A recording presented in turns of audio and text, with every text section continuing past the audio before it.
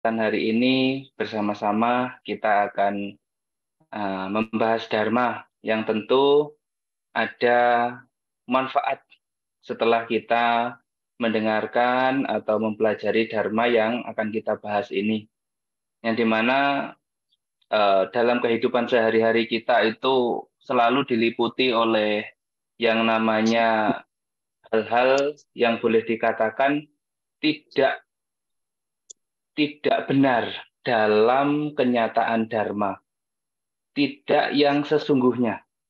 Sehingga pada kesempatan eh, hari ini, saya ingin mengajak Ibu Bapak hadirin sekalian untuk berupaya melihat segala sesuatu sebagaimana adanya, bijaksananya, yang sesuai dengan Dharma. Kalau kita melihat ya dalam kehidupan sehari-hari, ya, banyak hal yang bisa kita anggap itu sebagai suatu kebenaran, tetapi sesungguhnya ya, dalam kacamata Dharma, hal itu belum tentu benar. Ya, belum tentu benar dalam artian yang sesungguhnya. Seperti kalau ada satu contoh, orang menyebut yang namanya rumah. Ya, yang namanya rumah itu di umum, ya orang mengerti pada umumnya. Ya, semuanya setuju bahwa ada satu bangunan yang bisa didiami oleh orang-orang tertentu dan itu disebut sebagai rumah. Nah, ada rumah. Nah, itu adalah suatu hal yang digunakan sebagai sarana untuk menamai tempat, ya tempat tinggal seseorang dikatakan sebagai rumah. Apakah itu salah kalau sesuai dengan Dharma itu disebut sebagai rumah? Ya, kalau kenyataan yang sesungguhnya memang kalau kita mau coba untuk eh, teliti dari berbagai macam segi, ya sesungguhnya tidak ada yang disebut sebagai rumah. Yang disebut sebagai rumah itu bagian mananya yang membuat dia itu menjadi rumah sesungguhnya. Ya, kalau dirinci, malah tidak ada satupun dari bagian-bagian itu yang disebut sebagai rumah. Nah, kalau ibu bapak punya rumah, ya baik itu rumah kayu atau yang rumah tembok, itu kalau disebut ada satu ruangan, ruangannya agak besar, ada dipenuhi dengan mungkin televisi, tempat duduk, kemudian ada mejanya. Nah, kemudian apakah itu yang dikatakan rumah? Orang malah menyebutnya mungkin itu adalah ruang tamu. Nah, jadi yang pertama mungkin ada ruang tamu. Apakah itu yang dikatakan sebagai rumahnya? Bukan, itu adalah ruang tamu. Nah, lebih lanjut lagi ada ruangan-ruangan yang lain yang ada tempat tidurnya. Uh, apakah itu juga yang dikatakan rumah? Bukan, itu adalah kamar tidur atau mungkin ruangan-ruangan yang lain. Apakah itu yang disebut sebagai rumah? Ya, bukan juga, karena ada ruangan-ruangan tertentu yang memiliki nama-namanya sendiri. Nah, lebih daripada itu, kalau diteliti lebih lanjut lagi, nah, yang disebut bagian rumah itu apanya? Apakah yang ada di depan, yang kemudian kalau dibuka itu bisa terbuka dan kalau ditutup bisa tertutup? Apakah itu yang disebut rumah? Bukan, itu namanya pintu, baik itu yang dari kayu maupun yang dari besi. Nah, itu namanya pintu. Nah, lalu apakah yang di dibuat untuk menahan dari angin, dari panas di samping, ya, yang merupakan bagian-bagian materi lain yang ditumpuk sedemikian rupa, ya, bukan itu namanya tembok atau dinding. Nah, jadi yang bagaimana rumahnya? Ya kalau diteliti lagi enggak sendiri. Bisa pun dari tembok atau dinding. Nah, itu tadi. Ya, terus dinding itu yang mananya? Nah, nanti masih ada bagian yang lain. Nah, tembok itu mas namanya namanya. Apakah bata itu berarti ya bata juga di ya, sebagai sebutan rumah Maaf umum. Bante, suaranya hilang sejak dari pintu tadi Bante.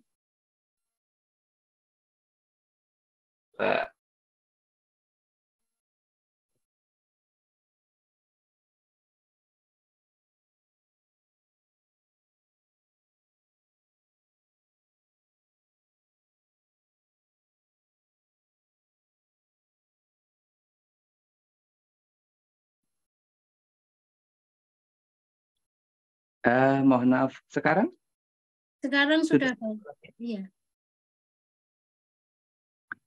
masuk lagi ya? sudah. Oke, sebentar. Untuk suara jelas ya? Jelas Bante. Baik. Jadi kita ulangi ya dari yang mulai bagian-bagian rumah tadi ya. Iya.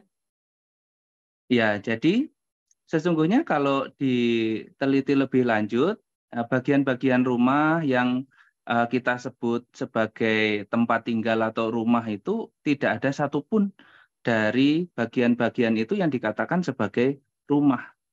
Ya, semuanya eh, punya bagian-bagiannya masing-masing. Kalau demikian berarti apakah itu bisa dikatakan sebagai kebenaran? Ya, itu kebenaran secara umum, secara duniawi. Untuk membedakan mana bangunan yang berupa rumah, mana yang bangunan berupa yang lain. Ya, boleh digunakan untuk kebenaran umumnya. Tetapi kalau secara dharmanya yang dikatakan sebagai rumah itu ya sesungguhnya tidak ada. Tidak ada yang namanya rumah. Ya adanya apa? Adanya berbagai macam faktor yang mendukung suatu bangunan yang dikatakan sebagai rumah tadi. Ya sesungguhnya kalau dirinci bagian per bagian, ya tidak ada yang dikatakan rumah. Ya kalau mau tembok, ya tembok pun atau dinding pun juga macam-macam. Macam-macam hal yang bisa digunakan untuk membuat yang namanya dinding. Untuk menjadi sebuah dinding itu butuh banyak sekali hal-hal yang mengkondisikan dinding itu ada atau muncul. Nah, jadi dari contoh ini sesungguhnya ada kebenaran-kebenaran yang secara umum, termasuk juga yang namanya manusia. Ya, tidak terlepas dari yang namanya manusia atau orang, ya. Manusia atau orang ini juga sama sesungguhnya. Kalau diteliti lagi dari bagian-bagian tubuh, nggak ada yang namanya orang atau yang namanya manusia. Ya, rambut juga bukan orang, mata juga bukan orang, hidung juga bukan orang, sama. Rinciannya sama. Jadi bagian-bagian yang disebut sebagai orang atau manusia atau si A atau si B itu, yaitu sebagai sarana untuk mempermudah orang berkomunikasi. Ini yang namanya kebenaran secara duniawi, secara umum. Kalau secara dharmanya, ya sesungguhnya enggak ada yang namanya orang itu enggak ada. Adanya hanya bagian-bagian tubuh yang kalau dirinci lagi bagian-bagian tubuh itu nanti akan menjadi uh, uh, empat dasar yang menjadi namanya mahabuta rupa atau empat hal yang mendasar dari rupa atau jasmani, yaitu ada biasanya ada api, tanah, air, dan angin. Nah, itu yang mendasari nanti ketemunya sampai di situ. Nah, jadi itu yang menjadi kebenaran dharmanya nanti sesungguhnya. Ya, kalau kebenaran umumnya ya ada tangan, ada kaki, ada kepala, ada pundak, ada leher, ada yang lain-lain. Ya, itu sebagai sebutan untuk mempermudah komunikasi. Ya, untuk mempermudah komunikasi. Jadi, Ibu Bapak hadirin sekalian, kalau seseorang melihat segala sesuatu sebagaimana adanya ini, Nah, maka orang itu biasanya tidak akan mudah tersinggung, tidak akan mudah marah, tidak akan mudah jengkel. Kenapa tidak mudah tersinggung, tidak mudah marah, tidak mudah jengkel? Karena melihat ya segala sesuatu itu sebagaimana adanya. Nah, ada orang yang dikatai atau diomongkan, ah kamu itu gendut, mohon maaf misalnya, ah kamu itu gendut.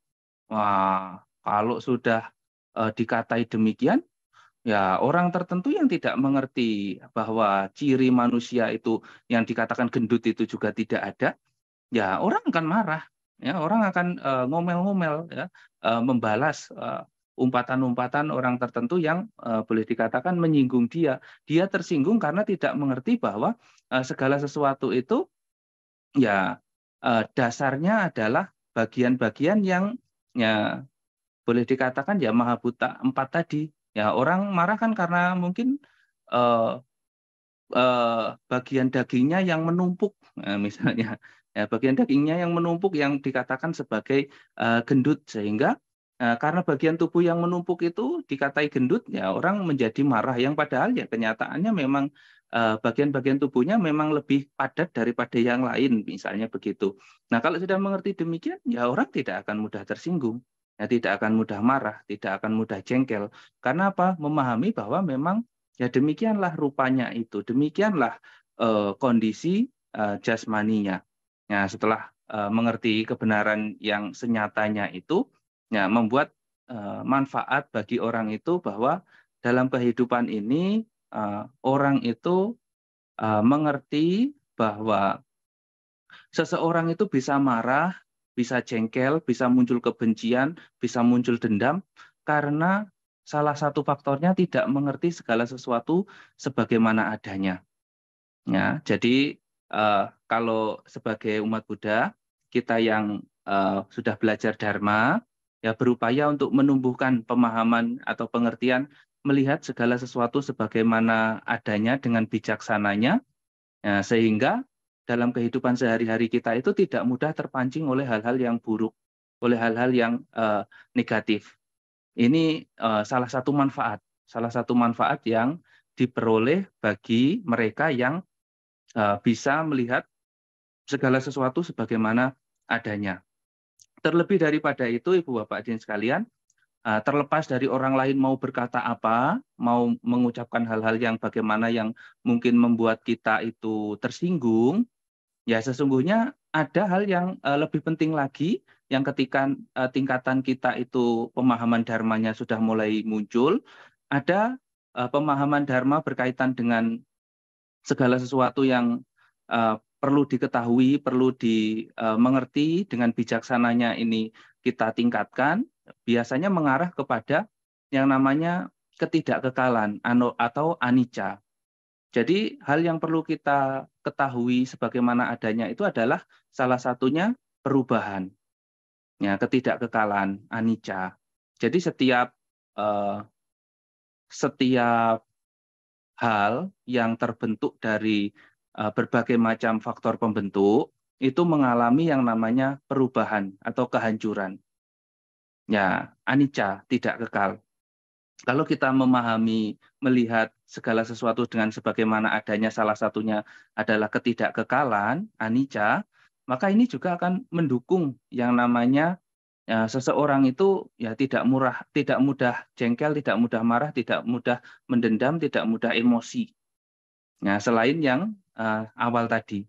Nah, jadi kalau kita punya pemahaman bahwa segala sesuatu itu berubah, ya, tidak tetap, nah ini membuat kita hidup itu menjadi lebih nyaman, tentram, dan damai. Nah, misalnya saja, yang namanya manusia setelah terlahir, dia akan berproses, akan bertumbuh. Ya, setelah mungkin terlahir disebut sebagai bayi, ya tumbuh menjadi sebagai anak-anak, kemudian tumbuh menjadi remaja, dewasa, kemudian tengah baya, sampai mungkin dikatakan sebagai tua. Nah itu proses yang wajar terjadi, wajar dialami oleh manusia khususnya. Sehingga kalau melihat hal itu sesungguhnya perubahan itu nampak jelas. Tetapi sebagian besar orang yang tidak mau belajar tentang kebenaran ketidakkekalan ini, maka dia tidak akan terima, tidak akan bisa menerima adanya perubahan dalam diri kita, dalam dirinya sendiri. Nah, sebagai salah satu contoh, mungkin ketika ada perubahan dari rambut, ya, seseorang yang punya kelekatan terhadap rambut, nah, rambutnya sudah mulai memutih ini. Bagaimana ini? Waduh, kalau sudah mulai memutih berarti ini tandanya saya sudah mulai menua ini. Kalau sudah mulai menua, waduh nanti akan diledekin sama teman-teman ini. Aduh, kalau sudah diledekin nanti nggak nyaman ini. Bagaimana supaya nggak terlihat tua? Nah, jadi disemir misalnya atau diwarnai. Ya, ini salah satu ketakutan yang muncul akibat dari usia tua, dari perubahan yang sesungguhnya ya wajar dialami. Wajar sekali dialami oleh manusia khususnya. Nah, sehingga Ibu Bapak hadirin sekalian, kalau demikian apakah tidak boleh kita menyemir rambut? Bukannya tidak boleh, boleh-boleh saja. Tetapi harus juga dimengerti bahwa memang kondisi yang kita alami sebagai manusia yang selalu tumbuh, yang berubah ini, memang wajar mengalami usia tua. Jadi meskipun disemir, tapi tetap mengingat, ya memang saya wajar mengalami usia tua. Ya, supaya apa disemir? Ya, supaya mengurangi olok-olokan teman begitu. Nah, tetapi tetap menerima, ya memang sudah berubah usia tuanya. Ya, bukan berarti ketakutan, kekhawatiran atau was-was ketika sudah mulai rambut putih muncul, berarti waduh sudah nggak lama lagi nih, jangan-jangan saya takut, khawatir karena sudah mulai tumbuh rambut putihnya. Sesungguhnya kalau muncul rambut putih itu kalau di zaman Sang Buddha malah atau di zaman dahulu para raja zaman dahulu itu malah menunjukkan bahwa rambutnya sudah putih, ini sudah harus saatnya meninggalkan keduniawian, harus berusaha untuk mengembangkan spiritualnya. Nah, itu contoh yang sangat baik sekali. Jadi kalau sudah ada tanda rambut putih, itu malah menjadi tanda. Nah, keduniawiannya harus segera dikurangi, harus dicukupkan. Sekarang harus mencari yang spiritualnya. Ya karena apa? Karena sudah tidak tahu lagi sudah bertahan berapa lama hidupnya dan tinggal berapa lama lagi sisa hidupnya. Nah, setelah punya pemahaman ini ya sesungguhnya usia tua atau mulai muncul yang namanya penuaan menjadi sarana untuk meningkatkan kualitas batin luhurnya. Nah, jadi Ibu Bapak hadirin sekalian, sesungguhnya ya, dalam kehidupan kita itu diajak oleh Sang Buddha untuk melihat kenyataan bahwa manusia ini atau yang disebut sebagai orang atau yang disebut sebagai nama rupa ini dalam bahasa Dharma, ya sesungguhnya selalu mengalami yang namanya perubahan, ya, yang namanya ketidaktetapan, anicca. Nah, sehingga kalau kita berusaha dengan berbagai macam cara melihat sebagaimana adanya bahwa segala sesuatu yang muncul ini adalah selalu berubah, selalu tidak tetap atau anicca, maka dalam kehidupan kita nanti secara ringannya hasilnya itu ya, atau hasil terkecilnya itu kita bisa berada di lingkungan yang nyaman, yang menyenangkan, yang mendamaikan. Karena apa? Karena melihat segala sesuatu sebagaimana adanya yang berupa ketidakkekalan ini, kita melihat segala sesuatu itu adalah anicca, tidak kekal, menyikapi berbagai macam hal yang tentu anicanya ini didasarkan oleh kebijaksanaan. Ketika punya pemahaman tentang ketidakkekalan anicca didasari oleh kebijaksanaan, maka kita dalam kehidupan sehari-hari itu akan lebih nyaman, tenang, tentram, dan damai. Kenapa demikian? Karena salah satu contohnya, misal, kalau Ibu Bapak hadirin sekalian, dalam kehidupan sehari-hari tidak terlepas dari salah satu contoh ini, yaitu manusia terkhusus itu tidak terlepas dari yang namanya hujatan, cacian, makian, orang menjelek-jelekkan kita. Tidak terlepas dari hal-hal yang demikian. Dan orang pada umumnya ketika ada cacian, makian, orang-orang menjelekkan kita, rasanya bagaimana? Oh, tidak nyaman, tidak mengenakan, oh rasanya tidak bagus atau membuat menderita. Nah, sehingga orang pada umumnya karena itu hal yang membuat kita menderita, orang itu biasanya kalau berani ingin membalas, akan membalas. Kalau berani. Kalau tidak berani, biasanya mendendam, membenci. Ya, tidak menyenangi dan disimpan di dalam hati, itu menjadi dendam nanti namanya. Nah, tapi kalau berani, ya langsung ngomel-ngomel, marah-marah, dibalas balik. Nah, yang kemudian kalau orang tidak bijaksana, tidak mengerti pemahaman dharma, salah satunya ketidakkekalan anicca ini, biasanya orang ini akan membuat masalah yang kecil atau ada masalah yang nanti masalahnya itu bertambah besar atau masalahnya itu bertambah-tambah. Ini sebagai salah satu contoh, kalau orang ada di satu tempat yang sedang melakukan berkendara, ya, saya sering mencontohkan ada orang berkendara di jalanan. Nah, ada yang mendahului dengan mungkin kalau bahasa kita ya, dengan tidak sopan. Ya, bagaimana mendahului tidak sopan? Ya, pokoknya dia tanpa ada sense, tanpa ada peringatan langsung belok aja di depan kita. Nah, kita yang membawa kendaraan biasanya bagaimana? Kaget. Ya, kaget dan mungkin kalau dalam hati atau dalam ucapan kadang-kadang mengumpat-ngumpat. Nah, setelah begitu, kalau kita berani, ya kita akan kejar dia. Nah, kemudian setelah dikejar, mungkin dia juga nggak akan terima setelah dibales. Nah, akhirnya setelah nggak terima, ya maka akan pada masa puncak emosi atau kemarahannya itu, dia akan berhenti. Nah, setelah berhenti akan bagaimana? Ya akan saling cekcok biasanya. Ya, saling berkata-kata yang mungkin ya tidak menyenangkan. Setelah berkata-kata yang tidak menyenangkan, tidak puas, lalu akan bagaimana? Mungkin saling pukul, saling tonjok. Yang setelah saling tonjok akan bagaimana? Ya mungkin ada yang terluka atau bahkan ada yang meninggal. Kalau tidak begitu, akan dibawa ke eh, ranah hukum. Nanti mungkin ada yang dipenjara atau terkena denda. Nah, kalau sudah demikian, masalah yang kecil, masalah yang sedikit bisa menjadi besar atau menjadi banyak. Ini kalau seseorang tidak punya cara penyikapan dalam kehidupan sehari-hari dengan benar, tidak mengerti segala sesuatu sebagaimana adanya yang berupa anicca atau tidak kekal ini. Nah, kalau orang punya pemahaman ketidakkekalan atau anicca ini, dalam hal yang terkecil, pemahaman dharma yang muncul ini adalah anicca, maka orang yang didahului dengan tidak sopan tadi akan berpikir, oh kaget ini tidak kekal, anicca. Oh mau marah ini juga tidak kekal, anicca. Yang kemudian mungkin punya pemikiran yang lain. Oh orang itu mungkin buru-buru, mau ada hal yang penting atau yang apa, bagaimana. Sehingga tidak muncul yang namanya kemarahan, ya, kejengkelan. Karena sudah diredam di dalam hati.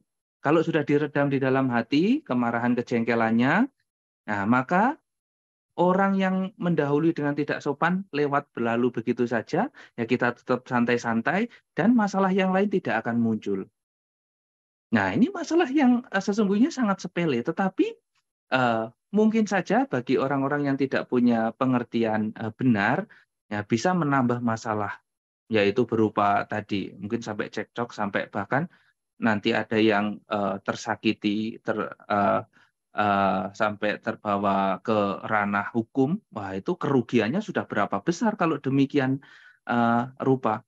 Nah, sehingga Ibu Bapak hadirin sekalian, hal yang sepele ini adalah bagian manfaat dari kalau kita bisa menumbuh kembangkan pemahaman bahwa segala sesuatu harus dilihat sebagaimana adanya, yaitu berupa ketidakkekalan atau anicca, segala sesuatu yang muncul akan berkembang dan lenyap. Nah, maka dalam kehidupan kita sesungguhnya bisa lebih nyaman, bisa lebih tentram dan damai, tidak membuat keributan, tidak menambah keributan, karena ya, kita memiliki pemahaman yang benar. Nah, ini kalau salah satu contoh saja, baik bagi diri kita yang tadi saya contohkan, kita menerima ada perubahan dari usia tua, dan bahkan sampai ya kalau ada muncul hal-hal yang negatif, hal-hal yang tidak baik, ya bisa kita upayakan memunculkan atau muncul yang namanya pemahaman benar berupa ketidakkekalan atau anicca. Kalau ini yang muncul dalam kehidupan kita sehari-hari, maka sesungguhnya akan sangat sedikit penderitaan yang muncul dalam diri kita. Ya, sangat berkurang sekali, berkurang banyak. Yang bahkan kalau sampai menembus yang tertinggi, mengerti bahwa segala sesuatu itu adalah tidak kekal atau anicca. Nah, tidak hanya manfaat-manfaat yang kecil tadi yang diperoleh, ya bahkan seseorang akan memiliki ketenangan batin. Kalau sudah batinnya tenang, nyaman, tentram, dan damai dan bahagia, ya berkat pemahaman ketidakkekalan ini, seseorang bahkan bisa merealisasi alam-alam bahagia, alam surga. Terlebih daripada itu, lebih tinggi lagi, ya tidak sedikit di zaman Sang Buddha, banyak sekali contoh-contoh para siswa beliau ya, yang sudah mencapai kesucian ini ya berkat salah satunya pemahaman ketidakkekalan anicca ini. Ya, ada yang kala itu melihat air yang tumpah yang kemudian mengalir di tanah, yang kemudian dimengerti bahwa oh tadi ada air, genangan air yang kemudian mulai berkurang surut sampai lenyap. Nah, ini ada satu perubahan ketidakkekalan. Nah, itu membuat batinnya menjadi tenang dan dilanjutkan sampai mencapai pemahaman ketidakkekalannya sampai lebih tinggi lagi sampai akhirnya merealisasi kesucian-kesucian. Ya termasuk bahkan Bante yang pertama kali menjadi siswa Sang Buddha yang mencapai mata dharma, yaitu Bante Anyakondanya, beliau juga demikian, mengerti bahwa segala sesuatu yang muncul dari berbagai macam faktor pembentuk, ya sewajarnya mengalami kehancuran, yaitu adalah anicca juga. Beliau mengerti hal itu dan merealisasi atau mencapai tataran batin yang tinggi, yang bahkan sampai mengarahkan pada kesucian-kesucian. Nah ini manfaat yang tertinggi, merealisasi yang namanya kesucian arahanta yang dikatakan sudah merealisasi nibbana. Ya, nanti sudah tidak ada tumimbal lahir lagi. Manfaat yang tertinggi dari memahami, mengerti bahwa segala sesuatu sebagaimana adanya, dan salah satunya adalah tentang dharma berupa anicca atau ketidakkekalan.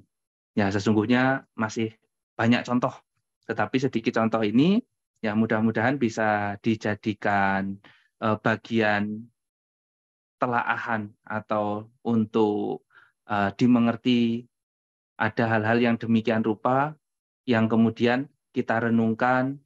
Ya, setelah direnungkan kemudian diupayakan, dimampatkan atau dikuatkan di dalam batin, yang setelah dikuatkan dalam batin nanti mudah-mudahan bisa sampai menembus yang namanya ketidakkekalan atau anicca ini pada tataran yang tertinggi yang menghantarkan kita semua bisa merealisasi tujuan yang tertinggi, yaitu nibbana atau nirwana. Nah, ini yang dapat saya sampaikan pada kesempatan hari ini, Ibu Bapak Hadirin sekalian. Nanti bisa ada tanya jawab atau kalau ada yang bertanya nanti dipersilahkan.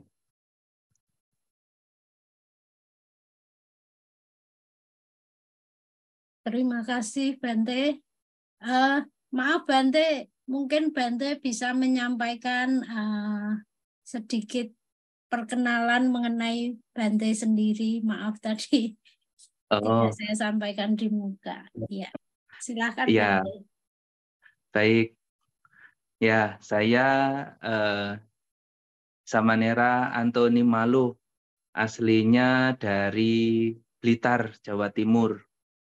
Dan untuk kesamaneraan, ya kurang lebih sudah 5 tahun setengah. Ya, sudah menjadi samanera kurang lebih 5 tahunan setengah. Nah, terus apa lagi? Untuk pendidikan ya sudah lewat. Dulu pernah berkuliah di STAB Kertara Jasa di Batu, Jawa Timur. Di Batu. Baik, Ya. Bante. Terima kasih, Bante. Mungkin selanjutnya ini silakan. Terima kasih, Sis Lili, atas waktunya.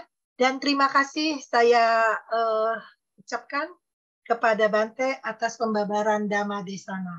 Dan untuk para peserta dan Bante, terimalah salam dari saya, Vini, di Hamburg. Namo Buddhaya. Dan kita selanjutnya akan menuju kepada sesi tanya-jawab. Dan sebelum kita melangkah ke sana, ada beberapa peraturan yang dapat kita sepakati bersama, yaitu pertanyaan dapat diajukan melalui kolom chat kepada moderator atau menekan tombol raise hand pada aplikasi Zoom. Pertanyaan akan dipilih dengan kualifikasi sesuai tema dan bermanfaat bagi pendengar lainnya, serta hanya seputar tema dan satu pertanyaan untuk setiap peserta. Jika waktunya yang tidak cukup, kalau waktunya banyak ya bisa kita ulang. Dan untuk saat ini, pertanyaan yang diajukan melalui kolom pertanyaan YouTube belum dapat kita lakukan. Jadi semuanya pertanyaan hanya melalui Zoom ini. Terima kasih. Waktu dan tempat kami persilakan kepada para peserta. Dan terima kasih untuk Jamie yang sudah raise hand untuk pertanyaan pertama. Mari silakan Jamie. Terima kasih. Selamat sore, Bante Antoni Malo. Saya hanya ingin sedikit sharing. Pertama soal rambut putih itu. Kalau menurut saya kalau kita melihat orang yang berambut putih, menurut saya itu orang itu sudah matang dalam kehidupannya. Jadi boleh dibilang sudah banyak pengalamannya. Dan mengenai disemir itu, kalau menurut saya kalau rambut putih itu tidak perlu disemir, makanya saya rambutnya digundulin supaya nggak kelihatan putih. Dan tidak disebut sudah berpengalaman hidup, sudah matang hidupnya. Yang kedua, soal kalau mengendarai mobil, misalnya sikat dari kiri ke kanan atau gimana, apa yang saya katakan dalam hati saya itu bukan ngomel-ngomel, tetapi saya hanya mengucapkan puji syukur tidak terjadi kecelakaan apa-apa. Itu saja. Terima kasih.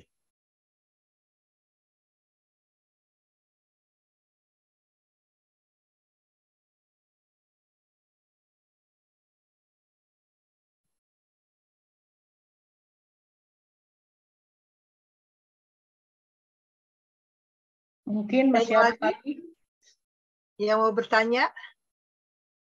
Kalau tidak, saya hanya ini mengambil intisarinya ya Bante. Apakah benar ini? Dari pemaparan Bante, bahwa memahami, melihat segala sesuatunya dengan apa adanya, ini adalah bagian dari anicca. Jadi anicca adalah satu kumpulan yang besar dan ini adalah sebagian kecil dari yang anicca. Apakah itu benar, Bante? Kebalikannya, Ibu. Jadi memahami segala sesuatu sebagaimana adanya ini sebenarnya malah lebih luas daripada anicca. Karena di dalam memahami segala sesuatu sebagaimana adanya ini, selain anicca, dia ada dukkha. Jadi yang harus dipahami segala sesuatu sebagaimana adanya itu selain anicca ada dukkha juga. Jadi harus dimengerti. Tadi saya hanya mengambil satu saja sebenarnya lama kalau mau diceritakan tadi. Anicca biar lebih fokus. Jadi bagiannya itu sebenarnya ada anicca, dukkha, anatta. Ya, tilaksana. Tilaksana itu juga harus dimengerti bahwa itu adalah segala sesuatu sebagaimana adanya itu mencakupi tiga hal ini juga. Ya, tiga hal ini. Yang sehingga kalau dirinci semuanya, itu banyak sekali. Nah, anicca saja sebenarnya ada macam-macamnya dan ada banyak contoh-contohnya yang perlu dipelajari lagi. Nah, tadi saya hanya mengambil sedikit saja, sedikit dari pemahaman tentang aniccanya. Nah, jadi yang dimengerti segala sesuatu sebagaimana adanya itu selain anicca, dukkha, anatta masih ada lagi juga, yaitu hukum karma. Nah, sebenarnya ada beberapa hal lagi, tapi saya ambil dari ketiga ini ada satu lagi yaitu hukum karma. Nah, di mana hukum karma ini kalau dalam kehidupan sehari-hari ya perlu dimengerti sebagaimana adanya. Sebagaimana adanya hukum karma bagaimana? Yaitu bahwa segala sesuatu yang kita lakukan ya, kalau yang baik mendatangkan kebahagiaan. Kalau yang buruk mendatangkan penderitaan. Segala sesuatu yang kita alami, yang baik-baik itu hasilnya dari perbuatan baik di masa lalu.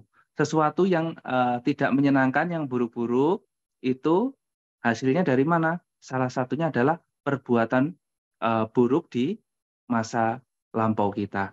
Jadi ini juga harus dimengerti bahwa ada hukum yang mengatur namanya hukum karma.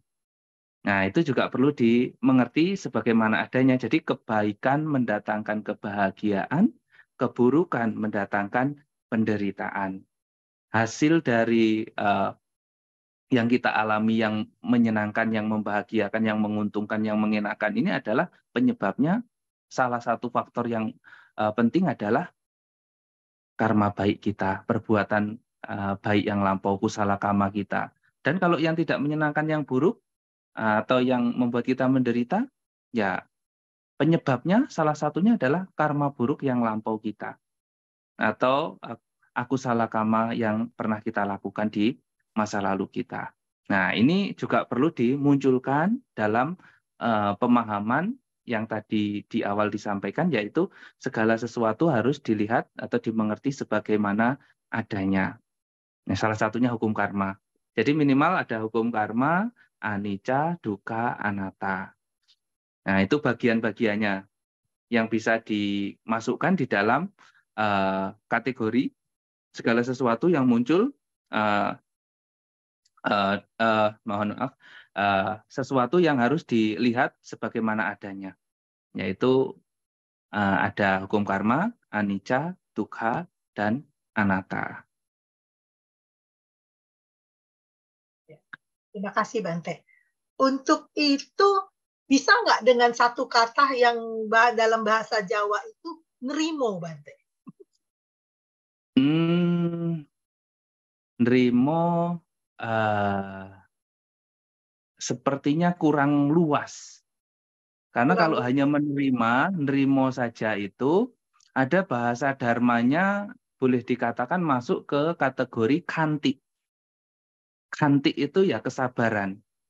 Kesabaran itu bisa menerima segala sesuatu yang tidak menyenangkan, yang menghimpit, yang membuat kita menderita. Kalau kita kuat menahan itu dengan pengertian benar, dikatakan sebagai sabar. Atau nanti bisa mengarah ke nerimo, kalau dalam bahasa Jawa.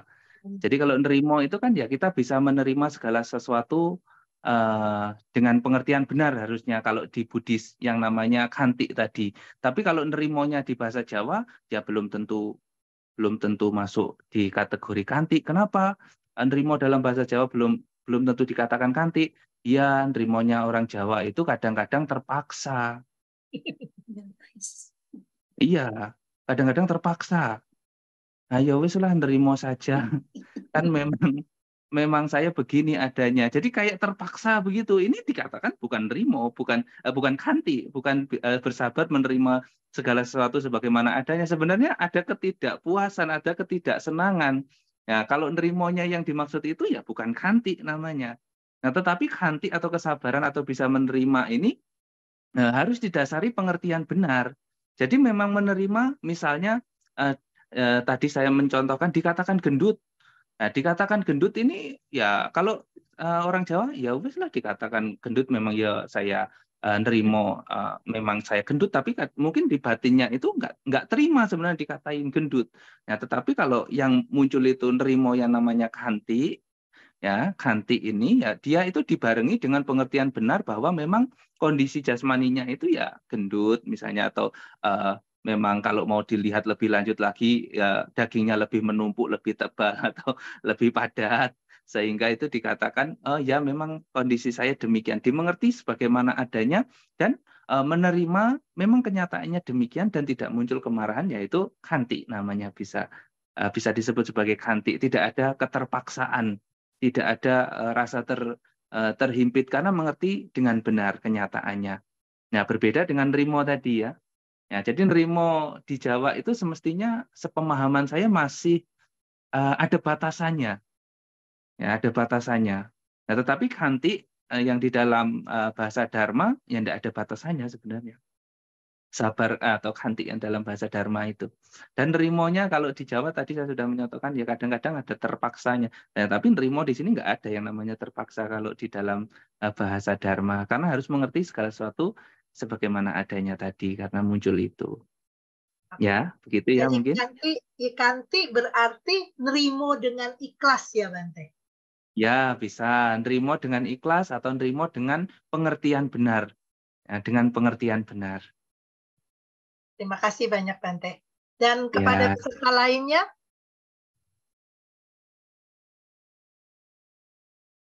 Erli Pihan, selamat sore. Ini kayaknya baru ya ikut. Oh. Erli Pihan bukan dari ini ya, Pekanbaru? Kan baru ya? Enggak tahu. Ya, kemudian Saudari Ciumei. Oke. Nama budaya Bante.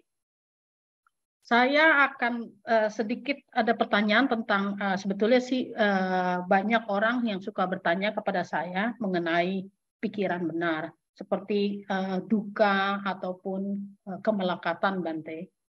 Biasanya mereka tuh termasuk saya sendiri masih ada rasa kemelekatan, juga ada sedikit masih ada rasa duka seperti misalnya kehilangan orang tua, ada rasa duka di dalam hati. Dan kemelekatan itu mungkin karena ada hubungan saudara atau hubungan antara orang tua gitu Bante. Nah, bagaimana caranya dengan pikiran kita untuk melepaskan semua itu yang memudahkan buat kita itu melepaskan dari kemelekatan ataupun dari duka itu Bante. Apa saran yang kita bisa berikan juga kepada teman-teman kita atau kepada diri sendiri supaya kita bebas dari kemelekatan dan perasaan duka di dalam diri kita sendiri? Gitu Bante. Terima kasih Bante. Ya, baik. Terima kasih pertanyaannya. Ya, banyak cara yang bisa kita gunakan sesungguhnya yang sesuai dengan Dharma. Nah, salah satu cara saya menganjurkan atau mengajak untuk Ibu Bapak Hadirin sekalian mungkin mencoba atau merenungkan juga, mungkin menerapkan juga. Ya, salah satu sesuai dengan tema hari ini, ya kita melihat segala sesuatu sebagaimana adanya. Harus dimunculkan kuat dan bagiannya adalah anicca tadi atau ketidakkekalan yang dalam bahasa luasnya bisa kita gunakan bahwa anicca itu adalah segala sesuatu yang kita miliki, yang kita cintai, yang kita punyai, wajar berpisah, wajar terpisah dengan kita. Ya, jadi segala sesuatu yang kita cintai, yang kita sayangi, yang kita miliki akan terpisah, wajar berpisah, atau akan pergi dari kita. Jadi ini harus dimunculkan, bukan hanya sebatas untuk dimengerti dalam artian hanya dipelajari saat ini, atau hanya dibaca, atau hanya dipelajari di kelas-kelas tertentu, di Dhamma kelas atau di mana, tetapi harus dimunculkan. Nah, cara memunculkannya bagaimana? Ya harus sering-sering dimunculkan dalam diri. Misalnya dalam keseharian kita tidak banyak aktivitas. Nah, tidak banyak aktivitas. Nah, ada bagian di Parita Biru, kalau ada yang punya, itu ada Abhinha Pacawekana Padha. Nah, di sana ada 5 hal yang penting atau perlu untuk kerap kali direnungkan. Nah, dia ada juga yang bagian anicanya. Nah, kalau runtutannya, penjelasannya biasanya seperti ini. Tapi nanti nggak usah semuanya kalau nggak bisa dihafal. Biasanya, aku wajar mengalami usia tua, aku takkan mampu menghindari usia tua, aku wajar menyandang penyakit, aku takkan mampu menghindari penyakit, aku wajar mengalami kematian, aku takkan mampu menghindari kematian. Segala milikku yang kucintai, yang kusayangi, yang kusenangi, wajar berubah, wajar terpisah dariku. Aku adalah pemilik perbuatanku sendiri, terwarisi oleh perbuatanku sendiri, berkerabat dengan perbuatanku sendiri, terlahir oleh perbuatanku sendiri, sampai perbuatan apapun yang akan kulakukan, baik ataupun buruk, perbuatan itu yang akan kumiliki atau yang akan didapat oleh seseorang itu. Jadi kalau kita melihat hal ini, bisa mengacu kepada yang ketidakkekalannya tadi. Jadi segala sesuatu yang misalnya mau melepaskan yang namanya keterikatan terhadap keluarga yang sudah ditinggalkan atau yang akan ditinggalkan sekalipun atau yang akan meninggalkan kita, ya, pengertian pemahaman ini kalau sudah muncul kuat dalam diri kita akan mudah untuk melepas. Ya, bukan berarti tidak cinta, bukan berarti tidak sayang, tetapi akan muncul secara otomatisnya karena kita sering memunculkannya.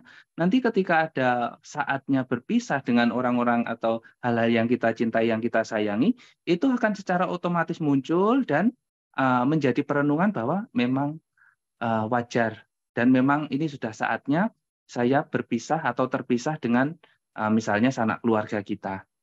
Nah, itu muncul yang ketika sudah muncul pemahaman Dharma ini, ya, yang namanya kelekatan sirna atau tidak ada pada diri kita dan ya tidak memunculkan kesedihan dalam diri kita. Karena memang melihat ya sudah waktunya, sudah wajar kita berpisah dengan hal-hal yang kita cintai atau orang-orang yang kita cintai, yang kita senangi, yang menyenangkan bagi kita. Nah, itu caranya harus sering dimunculkan. Ya, memang baiknya sih dalam hal ini kalau mau lebih kuat meditasi, tetapi nggak harus selalu duduk meditasi diam, nggak harus. Tetapi mungkin ketika duduk santai, tidak ada kegiatan yang mengganggu, ya merenungkan ya segala sesuatu yang ku miliki, yang ku cintai, yang ku senangi, yang ku sayangi, wajar berubah, wajar terpisah dariku. Ya, jadi kalau ada kesempatan bisa sering memunculkan hal ini, merenungkan hal ini, sehingga kalau ini nanti pemahaman hal ini kuat dalam diri kita, ya nanti akan mudah munculnya. Kenapa kita sangat bersedih, kemelekatan kita itu mudah muncul ketika kehilangan orang-orang yang dicintai, yang disayangi, karena kita tidak memunculkan, tidak menguatkan yang namanya pemahaman benar tentang ketidakkekalan ini. Biasanya demikian, ya. Nah, tetapi orang yang sering merenungkan hal ini, yang sering memunculkan pemahaman tentang ketidakkekalan ini, ya biasanya dia akan melihat ya segala sesuatu itu memang sebagaimana adanya. Saat ini memang ada kondisi saya ditinggal atau bahkan mungkin saya akan meninggalkan orang lain, orang yang saya cintai, yang saya senangi ini, ya maka tidak akan muncul yang namanya kemelekatan, yang namanya kesedihan dalam diri kita. Nah, ini salah satu cara. Boleh nanti dicoba untuk dimunculkan dalam kehidupan kita sehari-hari, dikuatkan, dimanfaatkan, dan ya boleh dikatakan nanti disempurnakan. Sehingga ya melihat segala sesuatu itu nanti tidak mudah cengeng, tidak mudah menderita. Ya. Tetapi harus dilandasi dengan kebijaksanaan. Ya, kadang-kadang melihat segala sesuatu sebagaimana adanya bahwa itu adalah tidak kekal. Tapi kalau pemahaman ini tidak didasari oleh kebijaksanaan juga bahaya. Loh, bahayanya bagaimana sama Nera? Iya, kita melihat ada orang jatuh dari tangga, ada orang tabrakan, ada orang sedang kesulitan. Nanti sudah tidak kekal, nanti juga ada berubah dia, biarin aja lah. Nah, ini namanya keliru. Salah kalau pemahaman yang seperti ini. Nah, ini membiarkan segala sesuatu sebagaimana adanya, tetapi caranya keliru, tidak ada kebijaksanaannya sama sekali kalau demikian. Ya, jadi jangan demikian. tetapi melihat segala sesuatu sebagaimana adanya yang didasari oleh kebijaksanaan. Jadi kalau memang ada yang jatuh, ya itu memang ada orang jatuh benar, tetapi ya harus dibantu, harus ditolong. Nah, itu yang muncul kebijaksanaan yang membawa kita pada kebahagiaan. Jangan hanya dibiarkan dilihat saja. Ini namanya orang yang melihat segala sesuatu sebagaimana adanya, tetapi boleh dikatakan dia sebagai orang yang bodoh, tidak bijaksana kalau hanya membiarkan, ya, tidak membantu, tidak menolong. Nah, jadi ada bedanya melihat segala sesuatu sebagaimana adanya dengan sebenarnya acuh tak acuh, itu tadi yang satunya mungkin. Oke. Nah, Tapi jadi Bante, saya rasa demikian. iya Bante, berarti kalau misalnya nih, contoh ya Bante, seandainya gini, kita kedatangan, jangan orang lah, kita kedatangan binatang, misalnya kucing, seandainya gitu Bante. Kita tahu kucing itu menderita, maksud menderita ini dia mungkin tidak mempunyai rumah atau bagaimana, dia datang ke kita kasih makan karena kita merasa ada pikiran untuk membantu hewan itu. Kita memberi makan kucing ini.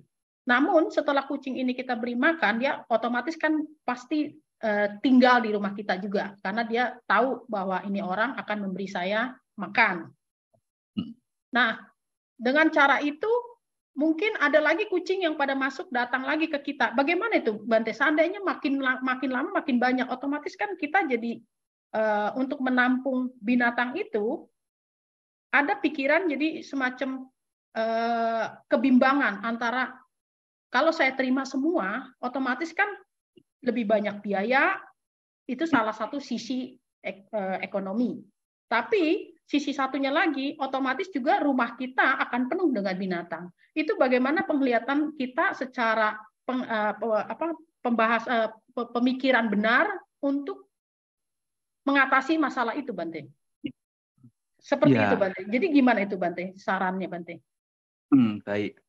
Ya, ini pertanyaan yang bagus sekali. Dan saya menggunakan cara Sang Buddha yang beliau itu cinta kasihnya luar biasa. Ya, meta maha karunanya beliau itu luar biasa sekali. Cinta kasih sayangnya beliau itu sangat luar biasa sekali. Dan terus apa hubungannya? Ya hubungannya Sang Buddha sekalipun, apakah beliau harus menolong membantu semuanya? Enggak. Beliau membantu menolong ya yang ada di sekitar beliau dan yang matang saja. Yang matang itu apa maksudnya? Yang memang ada kondisi batin yang sudah waktunya berbuah dan bisa diarahkan, itu yang beliau bantu, itu yang beliau tolong. Karena apa? Karena tidak akan mungkin semuanya itu bisa kita tolong, bisa kita bantu. Apa maksudnya? Maksudnya kalau menyikapi tadi sebagai contohnya ada binatang, salah satunya kucing yang datang, lalu bagaimana? Ya bisa kita menolong sekali dua kali, tapi tidak harus terus-menerus. Kalau kita tidak mau repot. Tapi Kok tidak kalau mau mereka repot? datang, Iya. Bante, masa kita usir Nah, Bante binatang itu? ya nggak harus diusir sih. Iya. Kucing itu biasanya kalau nanti sudah selesai nggak kita kasih makan, dia nggak akan datang. Ya. Tapi iya betul. Tapi kan kalau Nah, seandainya binatang itu hadir, dia setiap hari datang, kalau kita diamkan saja kan juga kasihan, Bante. nah, disitulah letaknya. Kalau kita masih kasihan dan mau menolong, tolonglah sekuat tenaga. Tapi kalau kita sudah tidak mampu, lepaskanlah dia. Karena kita nggak mampu menolong dia selamanya. Nanti akan jadi beban. Bebannya bagaimana? Lah ini nanti kalau saya nggak ada, siapa yang ngasih makan? Jangan-jangan malah bahaya, timbul kemelekatan kita. Makanya ya kita harus berupaya, ya kalau memang kita masih mau, masih mampu, tolonglah dia. Bantulah dia. Tetapi kalau sudah tidak mau, sudah tidak mampu, dan sudah nggak mau repot lagi, ya sudah biarkan. Kenapa? Dia akan memilih jalannya dia masing-masing. Dia punya karmanya masing-masing. Kalau kita masih mampu, masih bisa, masih mau, ya silahkan saja dilanjutkan. Bukan berarti saya tadi menolak untuk jangan dikasih makan, jangan ditolong, bukan. Tetapi semampu kita. Kalau kita masih mau, masih mampu, lakukan. Kalau sudah tidak mampu, tidak mau, ya berhentilah. Terus bagaimana itu nanti? Dia akan ada kondisinya masing-masing. Nah, apakah kita nanti tidak menelantarkan? Tidak ada hubungannya. Tidak ada hubungannya. Tidak ada hubungannya bagaimana? Dia bukan anak saya. Dia nggak ada hubungan apa-apa dengan saya. Nah, dan dia akan ada kondisinya, dia akan pergi ke tempat yang lainnya. Dia punya jalannya sendiri nanti. Nah, itu yang perlu juga dimengerti. Jadi kita jangan sampai terbawa kemelekatan terhadap hal-hal yang ada di lingkungan kita juga. Mau membantu, mau menolong sebanyak apapun, jangankan kucing, manusia sekalipun ya nggak akan ada cukupnya, nggak akan ada puasnya mereka. Ya, sehingga melihat hal ini, ya kita juga harus bijaksana juga. Ya, kalau memang ada 1-2 yang memang kita bisa, ya silahkan dibantu, dikasih makan. Nah, kalau sudah tidak mampu, bagaimana tidak mau ya bagaimana? Ya sudah, nggak masalah. Jadi kita hanya membantu, menolong makhluk lain yang memang ya semampu kita dan tidak menjadi beban. Nah, intinya ya kalau kita mau membantu, mau menolong, asalkan itu nggak ada beban bagi kita, ya silahkan saja. Tetapi kalau sudah menjadi beban, ya jangan sampai dilanjutkan. Nah, itu nanti akan merugikan kita biasanya. Bahkan mungkin cenderung nanti bisa ngomel-ngomel, marah-marah gara-gara si kucing yang datangnya banyak. Ya, kucingnya datang satu awalnya, terus dia bawa anaknya, bawa ayahnya, bawa tetangganya, dia datang ke situ semua. Nah, kita ngomel-ngomel, lah ini kucing kok dikasih makan, kok malah bawa seanggotanya dia datang ke sini. Anda ngomel-ngomel, kalau gitu malah diusir saja. Ya jangan begitu juga. Nanti dibiarkan saja dia akan pergi biasanya, kalau memang bukan kita yang merawat dari kecil. Nah, ini mungkin salah satu cara saja, ya, sehingga melihat dari sosok Sang Buddha yang sudah mencontohkan, beliau sendiri juga tidak menolong, tidak membantu semua makhluk yang ada di dunia ini. Ya, kalau semuanya ditolong, dibantu, dan apalagi yang ditolong, yang dibantu itu nanti hanya bergantung atau hanya perlu yang mungkin materi atau apa, ya tidak akan dikasih beliau. Ya, tetapi tidak akan cukup juga waktunya beliau untuk memberi sesuatu yang memang mungkin pakai prioritas beliau. Ya, mana yang memang sudah matang, mana yang memang sudah waktunya, ya beliau bantu, beliau tolong untuk bisa terarah pada padamnya penderitaan atau membebaskan diri dari penderitaan. Ya, kalau yang lain-lain bagaimana ya? Kalau tidak mau, belum waktunya, ya tidak akan dibantu, tidak akan ditolong. Kenapa? Dikasih tahu pun nggak akan bisa membebaskan dia. Nah, jadi kalau memang waktunya belum matang, ya diberitahu pun sulit. Ya kayak kita mungkin diberitahu, kalau ibu bapak jangan banyak-banyak mengejar namanya kesenangan indrawi, banyak nonton, banyak makan-makan, banyak shopping-shopping, banyak ini itu. Jangan begitu, nanti itu akan membuat kemelekatan. Lah, saya masih suka begitu kok. Ya jadi bagaimana? Kalau saya masih suka begitu, ya akan diabaikan orang mengajak untuk membebaskan diri dari hal-hal itu. Nah, ini sebagai contoh, kalau seseorang itu kalau memberitahu atau mengajar orang-orang yang demikian, ya memang lebih sulit, ya lebih susah, dan tidak akan ada habisnya, dan akan lebih rumit. Berbeda kalau yang memang sudah matang, diberi arahan yang demikian, langsung, oh iya, saya harus mulai menghentikan, saya harus mengurangi, dan lain sebagainya, sudah matang. Nah, itu yang dicontohkan oleh guru agung kita. Ya, baik. Ya, terima kasih, Bante. Kayaknya ada Jamie ada mau bertanya sedikit deh. Jamie, boleh silakan Jamie.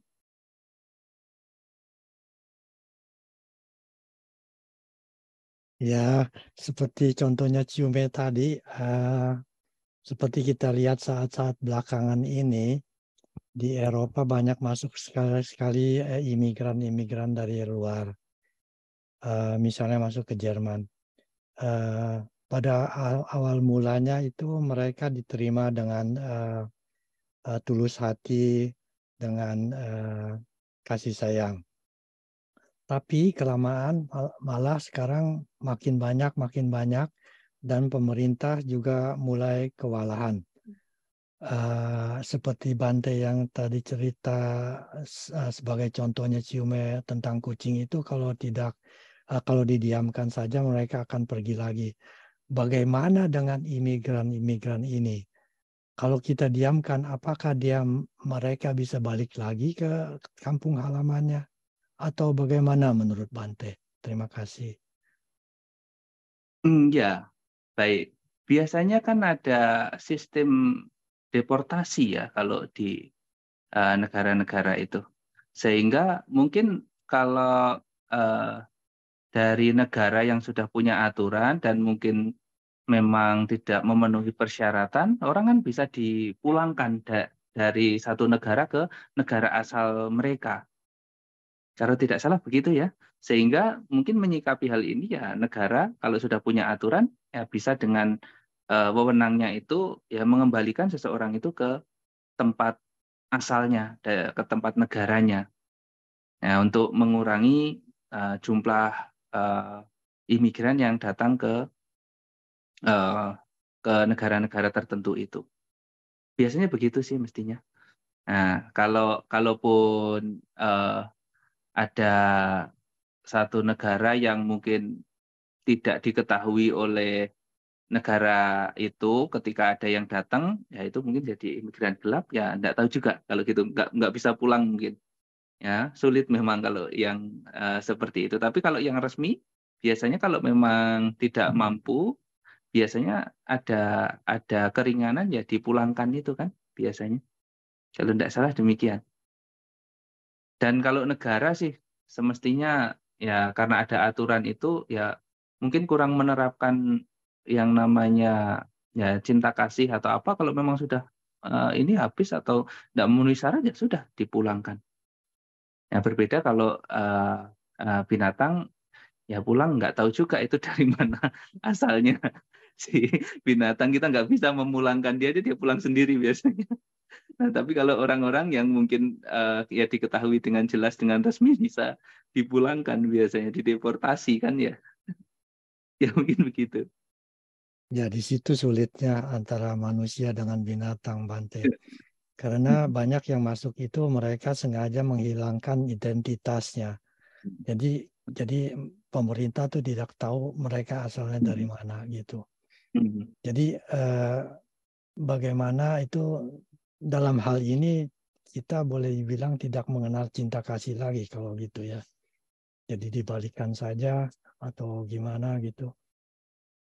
Memang serba sulit juga sih. Ya, ya itu kebijakan pemerintah saja sih nanti. Ya bukan berarti dikembalikan itu bukan tidak cinta atau apa, juga bukan. Ya dia asal dikembalikannya itu dengan baik-baik ya enggak masalah sih sebenarnya. Asal nggak harus disiksa, nggak harus dipenjara, nggak harus diapakan terlebih dahulu kan ya sebenarnya enggak masalah.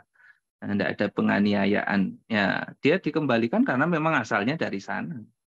Jadi bukan karena tidak ada cinta kasih, tetapi kalau memang di situ mungkin orangnya itu ya ada membawa banyak manfaat, mungkin malah akan diterima kan biasanya. Tetapi kalau di situ malah membuat kericuhan, membuat kegaduhan, atau mungkin membuat ketidaknyamanan di kota atau di daerah itu, lingkungannya menjadi tidak baik, ya lebih baik malah dikembalikan ke negara asalnya dia kan.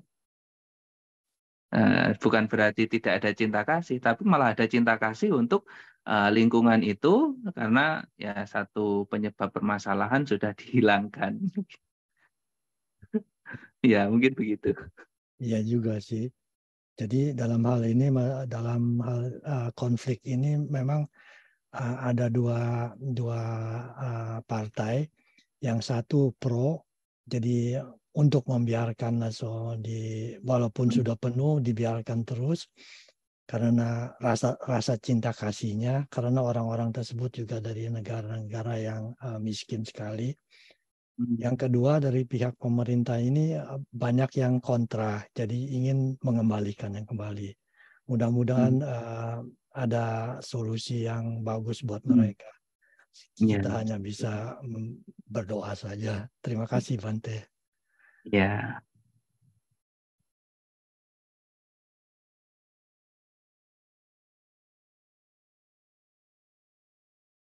Bagaimana dengan rekan-rekan lainnya?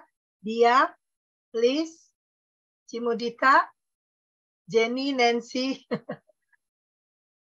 Skandar, Tian, Huamei. Ada pertanyaan?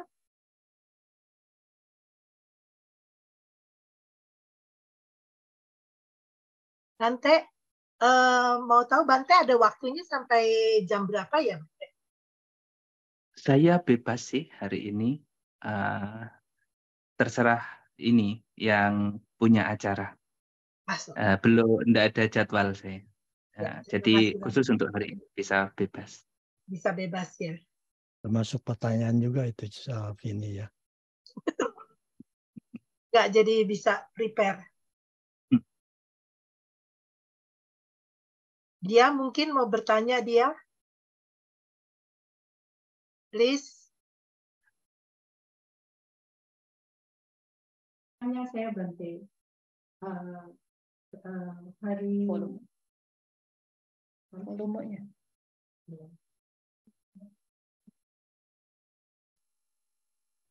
Liz ada mau bertanya, cuman masih belum tahu volumenya, Bante, sebentar.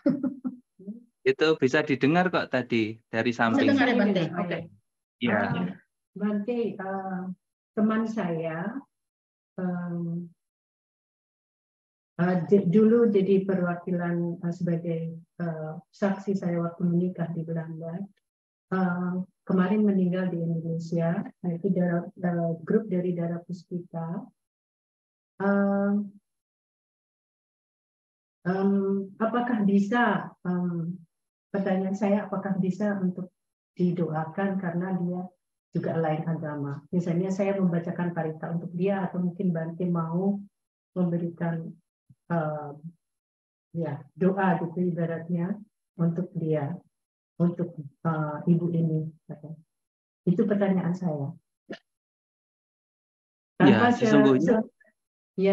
Dia belum dimakamkan, kemarin baru datang di sini kira-kira jam 7 malam waktu Belanda. Anaknya masih mengurus di Indonesia. Terus karena saya teman dekatnya, terus apakah bisa Bante mendoakan ibu ini gitu? Ya, kalau kita berbeda keyakinan dan ada keluarga yang mengurus yang memang keyakinannya berbeda, ya itu biasanya ya tidak mudah untuk datang melakukan doa. Untuk ke sana maksudnya ya, untuk mendoakan datang ke satu tempat perkabungan yang berbeda keyakinan, apalagi keluarganya juga mungkin tidak mengharapkan, yaitu biasanya sulit. Sulit. Ya bukan berarti tidak bisa ya, bisa, tetapi sulit. Tetapi kalau bagaimana kalau kita mendoakan tidak harus di tempatnya sana, ya bisa-bisa saja, tidak masalah. Jadi misalnya kita dimanapun berada, ya kita membaca parita, melakukan doa untuk mendiang, ya kemudian melakukan patidana atau memberitahukan atau mengabarkan perbuatan baik yang sudah kita lakukan, kita tujukan kepada mendiang. Ya, apakah itu akan diterima? Ya, selagi mendiang itu mengetahui, ya pasti akan diterima. Pasti akan bisa mengkondisikan mendiang itu ketika turut bahagia akan mendapat manfaat dari doa-doa yang kita uncarkan atau yang kita lakukan dimanapun kita berada. Nah, jadi tidak harus di tempat itu, ya, tetapi dimanapun berada, ketika kita mendoakan orang, ya, dan beliau-beliaunya itu mungkin mengetahui entah bagaimanapun caranya dan turut berbahagia, itu akan mendapatkan manfaat dari doa yang kita lakukan itu. Nah, jadi kalau kita melakukan kebajikan dan mengabarkan kebajikan yang sudah kita lakukan, yaitu disebut sebagai patidana, ya maka bisa saja dimanapun kita berada mengabarkan hal itu. Ya, tidak harus datang ke tempat perkabungannya itu. Jadi patidana ini asal kita sudah melakukan kebajikan, baik itu membaca parita, bermeditasi, merawat sila, ataupun yang lainnya, atau berdana, setelah itu kita mengabarkan kebajikan yang telah kita lakukan, nah nanti dengan pengharapan baik ya semoga mendiang turut mengetahui dan berbahagia dan terbebas dari alam-alam menderita. Ya, semoga terlahir di alam bahagia, di alam surga begitu. Jadi cara yang seperti ini bisa kita upayakan. Kemarin saya sempat waktu kedatangan jenazahnya, jadi saya ya ada rasa emosi yang mendalam. Saya sampai menangis berisak-isak karena saya dekat dengan beliau, seperti ibu angkat saya gitu ya. Terus kemudian karena saya ingat semuanya itu anicca, kemudian saya reda, tidak seperti dahulu lagi emosi saya yang dulu selalu meledak-ledak dengan kepedihan, kesedihan, kehilangan.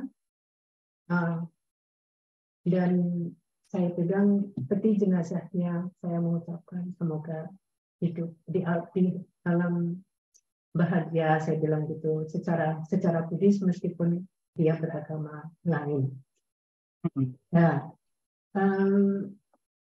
kemudian saya pulang ke rumah dan karena saya juga masih dalam belajar dalam Buddhis, saya mendengarkan lewat YouTube yaitu Parita, mendengarkan Parita, dan saya dalam pikiran saya menunjukkan kepada beliau yang meninggal. Itu yang saya lakukan. Terus pertanyaan saya, karena dia beragama lain, dan saya sekarang percaya kepada Buddhis, gitu, bagaimana berbantu? Ya, sesungguhnya kalau sesuai Dharma, ya setelah kehidupan seseorang itu selesai, ya akan mengarah kemana, dan kita berdoa atau melakukan kebajikan itu apakah pasti didapatkan manfaat oleh mereka yang sudah meninggal. Nah, ini memang sampai saat ini tidak ada pembuktian yang pasti dimanapun. Jadi kita hanya punya pengharapan baik, hanya bisa berharap yang terbaik untuk para mendiang. Jadi ya, kalaupun ada yang mengatakan, oh setelah kamu berdana minuman, makanan, pakaian, oh itu mendiang sekarang pakaiannya baik, pakaiannya bagus. Sebatas apa kita percaya omongan hal itu? Ya tentu saja orang yang berlogika ya nggak akan mudah percaya. Ya mungkin saja orang itu bohong, mungkin saja orang itu tidak benar ngomongnya, dan mungkin saja dia halusinasi atau apapun itu. Ya mungkin tidak jelas karena mungkin tidak melihat sendiri. Ya sehingga apa yang seharusnya kita lakukan ya berpengharapan baik itu saja. Ya semoga memang benar-benar demikian. Ya kalaupun tidak benar demikian, bagaimana? Ya kebajikan yang sudah kita lakukan ya kembali kepada diri kita. Itu yang paling utama. Jadi perbuatan apapun yang kita lakukan, yang kita atasnamakan siapapun, ya sesungguhnya perbuatan baik yang sudah dilakukan akan kembali kepada diri kita sendiri.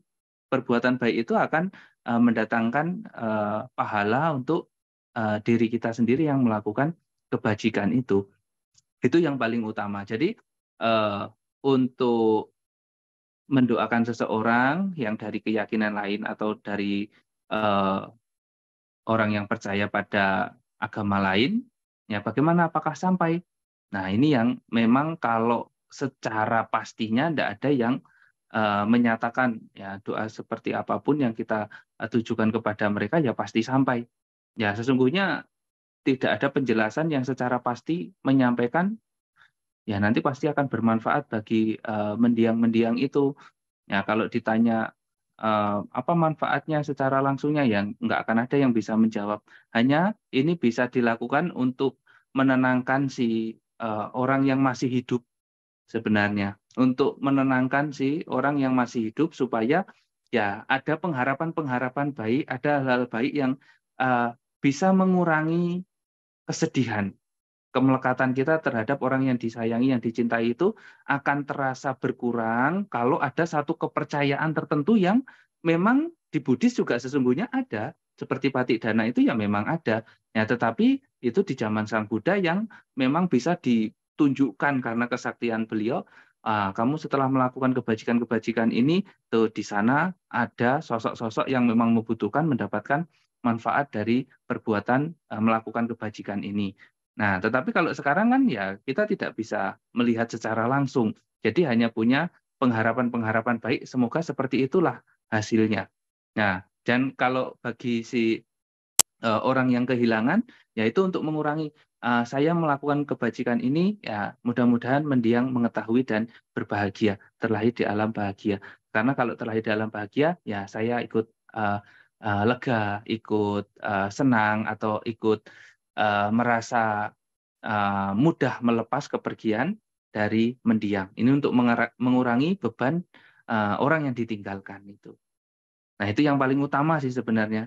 Jadi kalau kita membacakan parita, mendoakan seseorang yang sudah meninggal, itu sebagai salah satu sarana untuk mengurangi kemelekatan kita atau kesedihan kita kepada orang yang ditinggalkan itu, sehingga ya kita lebih kuat, lebih tabah untuk menghadapi penderitaan yang berupa kehilangan orang-orang yang kita cintai, yang kita sayangi itu. Nah, untuk kepastiannya nanti pasti diterima atau tidak bisa menjelaskan secara pastinya, karena nggak ada yang bisa memastikan kalau kita tidak punya kemampuan batin. Nah, kalau kita sama-sama punya kemampuan batin, nah itu mungkin bisa mengetahui, oh setelah melakukan patik dana ini langsung diterima oleh mendiang, langsung bisa membawa manfaat bagi mendiang. Bahkan orang berkeyakinan lain pun, ya karena sudah punya kemampuan batin yang bisa melihat adanya makhluk-makhluk lain yang tidak tampak, oh itu mendapatkan manfaat. Nah itu baru jelas sekali. Tetapi kalau tidak, ya itu tadi sebenarnya untuk memunculkan kebajikan karma baik kita, untuk mengurangi rasa sedih kita, dan ya upaya kita untuk menolong mereka, dan mudah-mudahan seperti halnya di cerita-cerita itu, demikian pula bisa membantu para mendiang itu, meskipun tidak melihat secara langsung, secara nyatanya. Itu pengharapan baik bagi kita untuk membantu para mendiang yang sudah berpulang terlebih dahulu itu. Ya, saya rasa demikian. Terima kasih, Bante.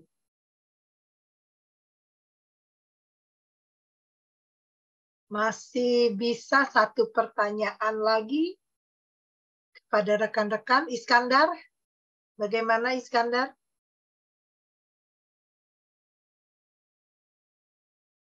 Kalau begitu mungkin saya akan bertanya, Bante, mengingat judul tema hari ini melihat segala sesuatu sebagaimana adanya. Terus pertanyaan saya, bagaimana kita menghadapi seseorang yang dia itu sukanya istilahnya membuat bercerita kepada seseorang lain, tapi dia malah mengatakan misalnya dia bercerita kepada si A mengenai B, tetapi dia sebaliknya ngomong ke B bahwa si A itu menjelek-jelekan kamu atau sebaliknya begitu. Dan dia selalu merasa bahwa dia difitnah orang lain, padahal apa yang fitnahan itu dari dia sendiri. Misalnya begitu, bagaimana Bante? Terima kasih Bante. Oh iya, ya itu ada masalah kayaknya di kejiwaannya. Gitu ya Bante. Ya, jadi memang kadang-kadang ada hal-hal yang perlu kita sikapi, dan hanya ada hal-hal yang perlu kita ketahui saja. Jadi kalau misalnya kita tidak terlalu penting, tidak terlalu benar-benar membuat kita terlalu dalam hal-hal yang tidak menyenangkan, ada orang ngomong apa-apa, ya sudah biarkan saja. Memang orangnya itu demikian, orangnya itu ya gampangnya mungkin suka omong kosong, suka omong-omong yang tidak bermanfaat, suka memfitnah, suka berkata-kata yang tidak benar. Orangnya memang demikian itu, dan banyak orang sebenarnya sudah tahu kalau orang itu demikian. Berarti orang itu diapakan? Ya udah biarkan saja. Nggak usah diambil hati, nggak usah dipikirkan, nggak usah diatasi. Ada yang bisa demikian. Nah, tetapi kalau misalnya itu kita perlu, memang ada orang lain mungkin yang percaya, ya kita perlu menjelaskan sebagaimana adanya, benarnya, apakah ceritanya itu benar. Kalau tidak benar, ya dia itu tidak berbicara atau bercerita tidak benar. Semestinya yang benar itu demikian, demikian, demikian. Perlu dijelaskan, menyikapinya. Nah, jadi ada hal-hal yang memang kadang itu nggak perlu kita nggak perlu kita tanggapi atau nggak perlu kita sikapi permasalahan-permasalahan yang tidak begitu penting, yang kalau dibiarkan pun ya nggak ada masalah bagi kita, yang nanti juga hanya berlalu sekejap saja. Ya, ada yang cerita, Kak, kamu katanya kamu menjelek-jelekkan si A, yang padahal ya kita nggak menjelek-jelekkan dia, yang kemudian ya si A pun juga nggak merasa ada masalah dengan kita, ya sudah dibiarkan pun juga nanti nggak ada masalah, nggak akan ada hal-hal yang membuat permasalahan baru, karena sudah mengerti yang ngomongkan itu juga orang-orang yang nggak jelas begitu. Nah, sehingga orang lain pun juga nggak percaya, ya sudah dibiarkan saja. Itu akan jadi hal yang berlalu dengan sendirinya. Nggak perlu disikapi, karena kalau disikapi malah membuang-buang energi. Ya, tidak ada kepentingan hal yang perlu kita menyelesaikan masalah itu. Hanya membuang-buang energi saja. Jadi saya rasa kalau memang ya sebagian besar sudah tahu seseorang itu seperti apa dan mengatakan sesuatu yang mungkin kebenarannya tidak demikian, ya sudah dibiarkan saja. Nah, tidak perlu disikapi. Tetapi kalau memang perlu disikapi, seperti tadi yang saya sampaikan, ya beritahulah yang sebenarnya kepada orang-orang tertentu itu yang memang mungkin merasa ikut terhasut dalam omongan dari cerita dari seseorang itu. Nah, si orangnya itu bagaimana kita menyikapinya? Ya, sebagai teman, sebagai mungkin orang yang kenal, ya kalau kita melihat sifatnya itu mudah dinasehati atau bisa diajak bicara, ya dinasehati, ya diberitahu kalau tidak pantas, tidak harus berbicara demikian. Tetapi kalau melihat sifatnya orang itu kayak keras kepala dan memang sudah kebiasaannya begitu, ya sudah biarkan saja. Tidak perlu kita ambil pusing dan nggak perlu kita buang-buang energi harus menasihati orang itu. Kenapa? Karena biasanya orang yang memang sudah berwatak demikian itu susah dinasihati. Tidak mudah untuk dinasihati. Diarahkan, diajarkan seperti apapun, tidak akan bisa terima. Ya karena apa? Karena memang sifatnya sudah menjadi orang yang berkarakter demikian itu. Nah, susah diarahkan. Nah, sehingga kita nggak perlu repot-repot ngurusi orang yang demikian itu. Ya, mungkin saya rasa demikian. Ya, terima kasih, Bante. Ya.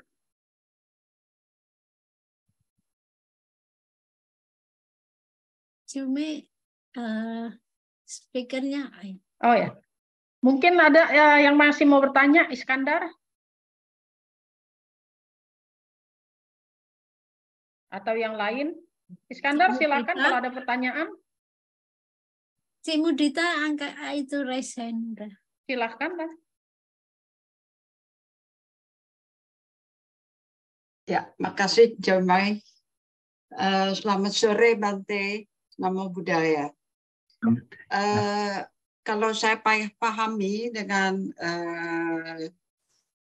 topik yang sekarang Bante Dhamma paparkan mengenai melihat apa adanya, dengan juga tanya jawab pertanyaan dari para saudara-saudara sedama, kalau saya lihat itu mengenai lebih berkondisi, saling bergantungan dengan kehidupan kita. Bisa saya katakan mungkin kalau melihat apa adanya, bagaimana kalau kita lihat dari sisi positif di keadaan kita dan sisi negatif yang ada membawa akibat ke kita. Apakah itu bisa juga dianggap melihat apa adanya? Juga mungkin karena kita juga berkeyakinan dengan Dhamma, otomatis cara pemikirannya juga pasti terbawa kalau kita memang belajar Dhamma dengan serius. Dalam praktek juga, dalam teori, Apakah itu benar, Bante? Bisa lebih meningkatkan untuk pikiran-pikiran positif di diri kita dan melihat dengan sisi positifnya dan sisi negatifnya, mana yang lebih banyak. Terima kasih, Bante. Ya, baik. Ya, memang pasti akan mengarah ke hal yang demikian itu, bahwa kita akan cenderung kalau sudah melihat sebagaimana adanya, kita melihat kalau hal yang buruk, hal yang negatif, ya sebagai hal buruk, sebagai hal yang negatif, melihat yang positif, yang baik sebagai hal yang positif atau yang baik. Dan kalau sudah punya pemahaman itu, biasanya kita akan cenderung mengarah ke hal yang baik atau yang positif itu tadi, dan menghindari yang buruk atau yang negatif. Nah, ini ciri dari ketika kita sudah melihat segala sesuatu sebagaimana adanya dengan bijaksana. Harus ditambahi ya, memang. Jadi setelah melihat segala sesuatu dengan apa adanya, dengan bijaksana. Nah, sehingga kalau sudah ada kebijaksanaan ini, seseorang yang sudah melihat segala sesuatu dengan apa adanya, ditambahi dengan kebijaksanaan ini, akan selalu memilah pada hal-hal yang membawa manfaat, hal-hal yang positif, hal-hal yang membawa pada kebahagiaan seseorang itu. Jadi dia akan selalu meninggalkan yang negatif, yang buruk. Karena apa? Sudah tahu kalau yang buruk mendatangkan penderitaan, nah orang bijaksana nggak mau menderita. Ya, kalau yang positif, yang baik-baik, dia akan mendatangkan kebahagiaan. Nah, orang bijaksana akan selalu memilih ke hal-hal yang membawa pada kebahagiaan atau kebaikan-kebaikan itu. Biasanya akan terarah ke situ. Nah, itu kalau melihat segala sesuatu sebagaimana adanya bisa mengarah ke situ nanti biasanya. Dan benar sudah kalau sudah bisa memilah kan, sudah tahu oh ini buruk, oh ini baik. Ya, sudah tahu yang buruk, sudah tahu yang baik. Nah, nanti orang yang bijaksana, orang yang sudah tahu itu biasanya akan cenderung mengarah ke yang baik-baiklah yang dipilih, yang akan dilakukan, diucapkan, dan dipikirkan. Jadi mengambil yang baik-baiknya. Karena yang baik mendatangkan kebahagiaan. Kalau yang buruk mendatangkan derita. Ya, sudah benar demikian yang mesti dimunculkan, ya. Baik, makasih Anumodana, Bante. Betul.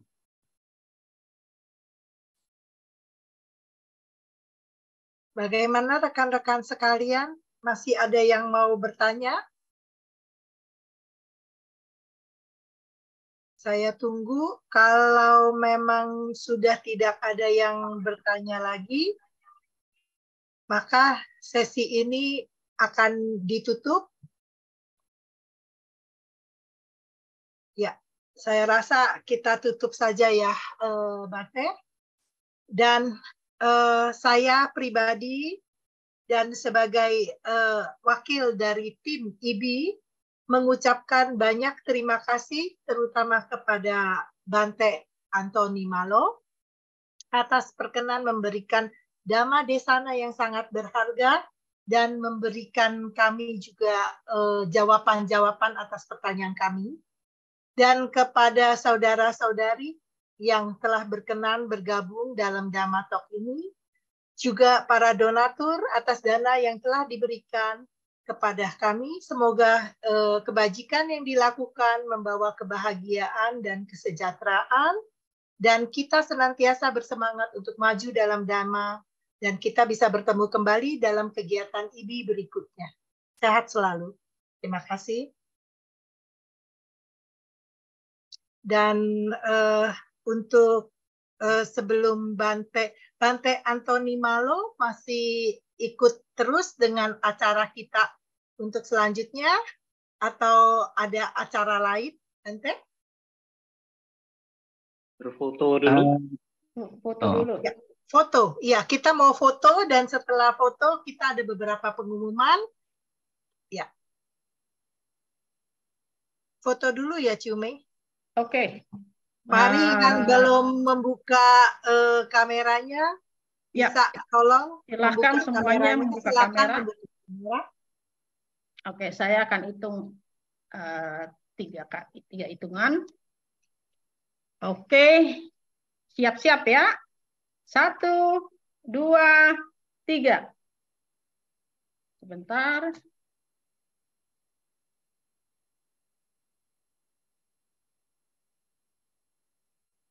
Oke, 1 kali lagi. Tian, mau dibuka kameranya atau Bentar, tidak? 1 lagi. Ya, 1 kali lagi. Ya. Ya, oke. 1, 2, 3. Ya, sebentar. Saya cek dulu. Ya. Oke. Oke. Terima kasih banyak. Dan Bante, kalau memang ada acara yang lain yang lebih ini memerlukan Bante, bisa juga meninggalkan atau Bante mau ikut juga kami dengan sangat senang hati. Ya, kalau memang sudah selesai, saya mohon izin untuk meninggalkan room. Ya. Terima kasih, Bante. Terima kasih banyak Terima kasih, Bante.